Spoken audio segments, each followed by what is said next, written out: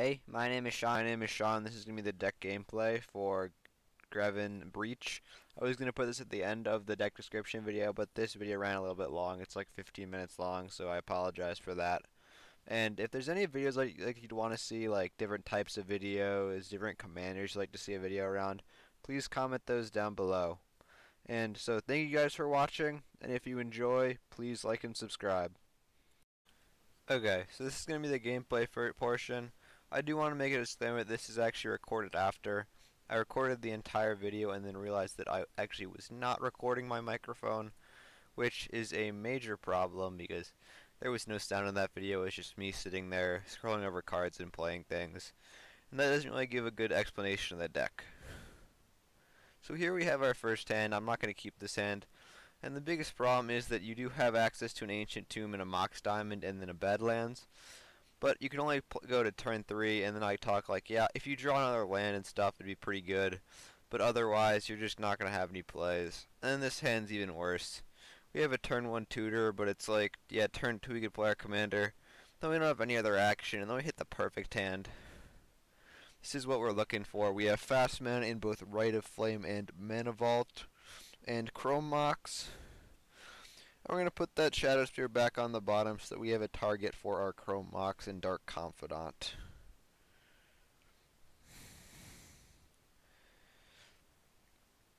And I actually do make the mistake of putting Confidant into the graveyard instead of Exile. And I will exile it in a Breach line later on in this game.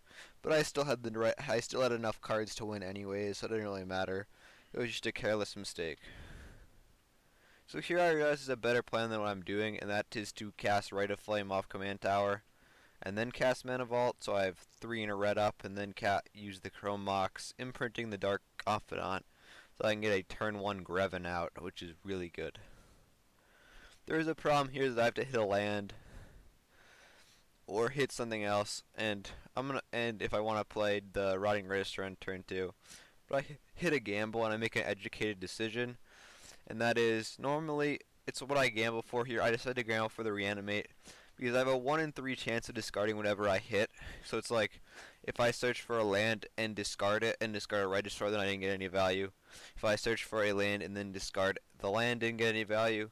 And it's like, if in that land, if I discard Rotting Regisaur, if I discard Red Elemental Blast, then that's something I can get value off of.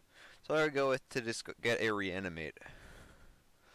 Because if I have a 1 in 3 chance of discarding Rotting Regisaur, and then a 1 in 3 chance of discarding Reanimate, and then a 1 in 3 chance of discarding a Red Elemental Blast. So I roll a few coins and end up getting a 1 and discard a Regisaur, which then I'll Reanimate to Greven, sacrifice, and attack an opponent for 18 damage. So the big reason I did that, as I said, is the chances was that if I still could have drawn a land and cast Regisaur next turn, but if I searched for a land or a Mana Rock and didn't get it, then I got no value.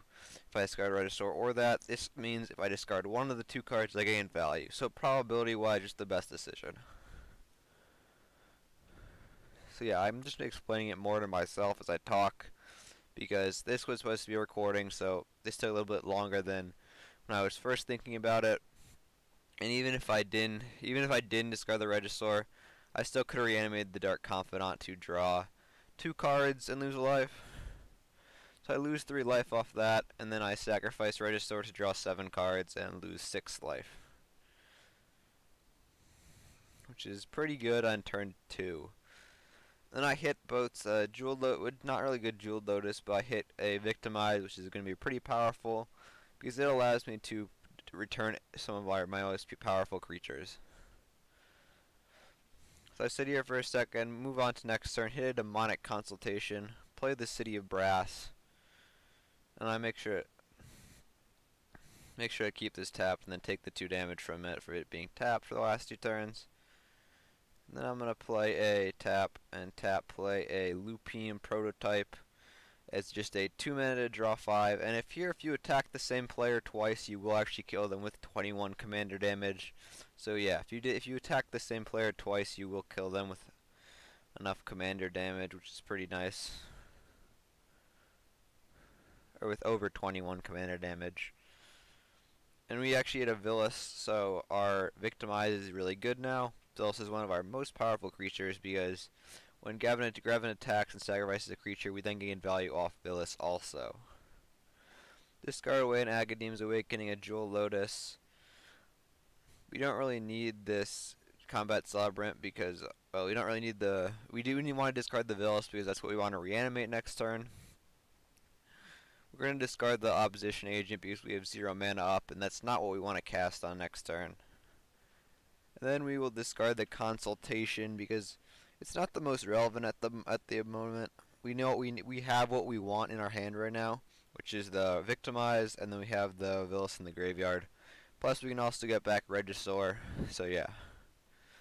So as usual, dockside, you assume if you're doing a playtest, it's like turn 4. You gain 4 treasures basically.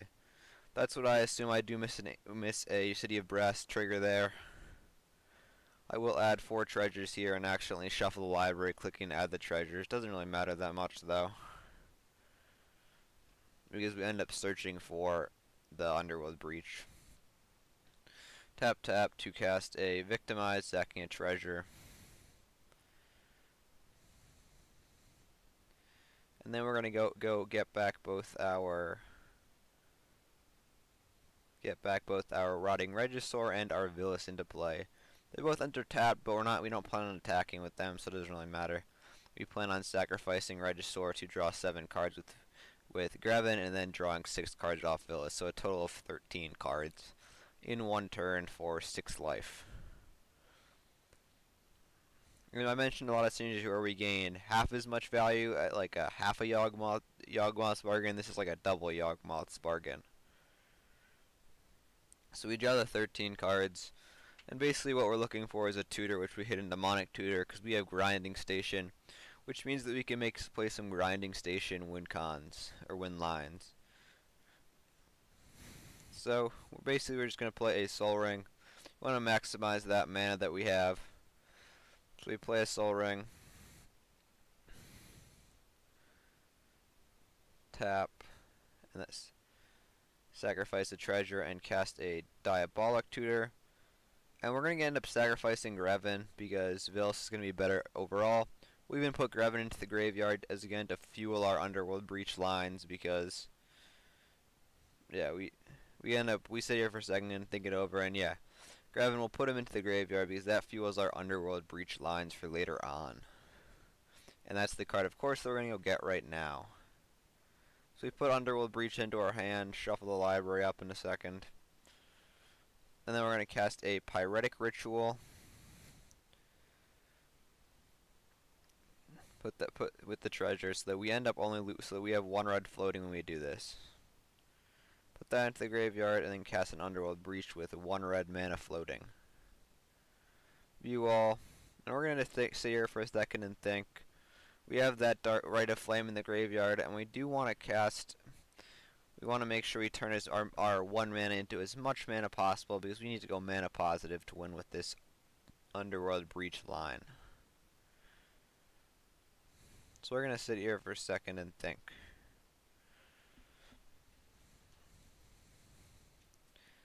As I said, we're going to end up casting the Rite of Flame for 2, and then we're going to go in and cast an Exile. These 3.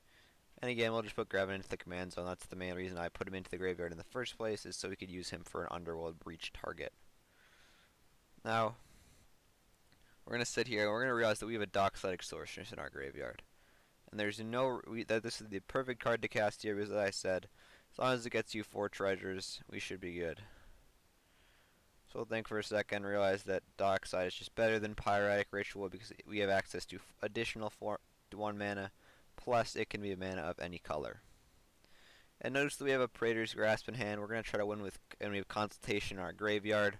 So we're going to try to win with Praetor's Grasp plus Consultation by stealing a Thassa's Oracle. So the reason we're doing the Grinding Station loop is because Grinding Station, and then we have a Chrome Mox. Sadly, we don't have any black cards to imprint to it just to add some free black mana because we don't want to exile our Praetor's Grasp. Mill 3 cards. Recast it again, and as we don't have any good black cards we want to exile. We could just exile a red card, doesn't really matter, But we might as well save them for in case we get a Lion's Eye Diamond and we want to do that to put more cards into the graveyard.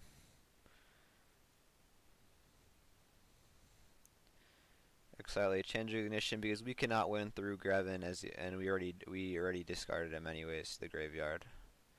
Reanimate and a Dark Confidant. This is my mistake. We exiled Dark Confidant. We should just exile the one more card. In the end we have enough cards to do it even if we didn't make the mistake of putting the Dark Confidant into the graveyard. We will always have enough cards to complete the loop and win. So yeah, we're gonna do it again here. And the main thing is we're looking for either a Skirk Prospector because then Skirk Prospector allows us to sacrifice Docksides to add 1 mana and chain them together to continue to go mana positive once we have enough cards in the graveyard. So we're just going to exile 3 more cards. And yeah, the Reanimate there is gone. And basically we're exiling 3 and milling 3, and we already had 10 I believe in the graveyard or 9 in the graveyard when this started. So and yeah, I'm just waiting that Greven is our next card. So yeah, put that onto the battlefield. It untaps the station. And I have no idea why I shuffled there. I think I made a mistake. That was a misclick there, but okay. Doesn't really matter. We're searching for Wheel of Fortune, Lion's Eye Diamond, or a Skirk Prospector, as I said. And we can just do this as many times as we need to, because we just consistently are milling. And it doesn't matter what we exile, as we have enough cards into the graveyard, so we literally could just use our entire deck here. And then we think about entombing for a second, but then we can actually recast our Dockside off of the Skirk Prospector because we'll have to have spent 2 mana, and then we'll gain 1 mana from sacking Dockside to Skirk. So we'll have 1 mana, but we won't be able to recast Dockside unless we exile a bunch more cards from our graveyard. So we just realized that the best line is just to exile cards and search for yeah. So we're just looking through our graveyard quickly. Still trying to figure out what we want to discard. It's going to be the Emulating Soul Eater. Going to be obviously I said Wheel of Fortune lines are possible here. Just go for Wheel of Fortune, and just the big problem is you do give your opponents access to more interaction, is why I wanted to go for the Grinding Station line, and there we hit the Skirk Prospector. So now basically it was until we hit this card, or until we hit a few other cards, but we play Skirk Prospector for a treasure. We sack Dockside for 1. Just exile just 3 cards, doesn't really matter. And as I said, we would have 1 less card in the graveyard at the moment because of the misplayed. Instead of exiling the Dark Confidant, I put into the graveyard, which is a mistake. And we're gonna go basically do that. Exile Dockside. View all. Recast Dockside. Pitch 3 cards. Gonna be those 3, I guess. Not really the biggest deal what 3 cards it is. Add 4 treasures. And then here I believe we just win because we have 4 mana, then we have the 5th mana off the Skirk Prospector, and yeah, we'll just exile something else instead of the Wheel of Fortune. Because as I said, Wheel of Fortune lines are possible if you don't want to take this one. Exile the Dockside, sacrifice the Dockside to Skirk to add 1 mana. Spend 2 treasures, and then cast a Praetor's Grasp with a Thassa's Oracle.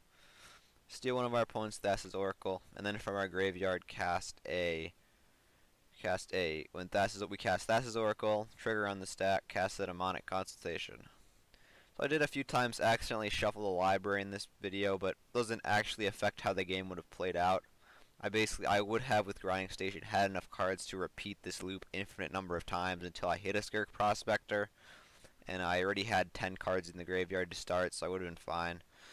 And so that worked out. That was just a mistake where I clicked the wrong button, but still would have won the game anyways. So yeah, that is going to conclude this deck gameplay video. I'm just going to scroll around because I'm technically talking right now to no one because my mic is muted. So I said this is a recording over. But thank you guys for watching. This was a turn 4 win with the deck. Thank you guys for watching and hope you enjoyed.